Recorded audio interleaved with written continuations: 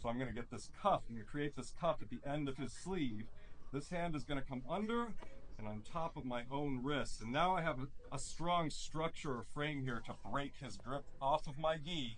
I'm going to knee pull, so I'm pulling him with my knees and with my arms and circling this same side arm around his upper arm, opening his lapel, and now I have this grip. This is a good guard for a lot of reasons. One, I've broken his posture, and that's a big part of playing guards, making sure your opponent is not able to posture up away from you, or your submissions are not as available. The second is I don't have to burn a lot of energy to do that, right? So I've just got his posture broken, and I can kind of hang out and figure out my strategy. It gives me a chance to think through things in a way that a more mobile guard, say open guard, doesn't as much. The first move we're going to look at from this setup is, now that I have this overhook, I can open my guard and I can get to the side. And that's pretty essential. As a general rule in guard, whether it's open guard or closed guard, I don't want to just be flat on my back here. I want to be up on my side. So if we have this overhook guard, I want to get up to my side. This foot is going to go to his hip.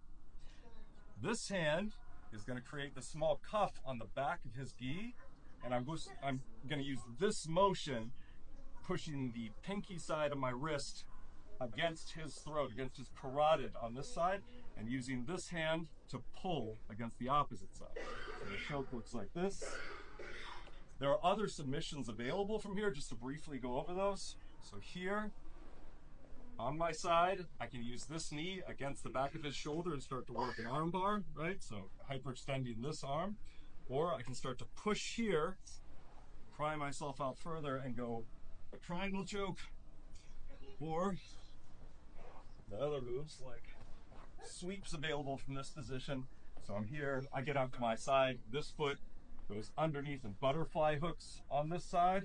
I capture this arm, I'm going to sit up, I'm going to push with my butterfly hook and come up, and here's my arm bar. So those are all sort of a preview of things we're going to look at over the next week or so. From here, his basic move, he has my lapel, cross grip, hand goes under and captures my own wrist, break his grip, I knee pull, and I weave this arm around and over, open up his collar, and grab deep, high up on his arm. From here, I want to get to my side. This foot goes to his hip. This hand comes over and makes this little cuff on the back of his gi, and I'm using the ulna side of my wrist against, put your head up here, against his carotid artery right about here. All right, so set feet here and here.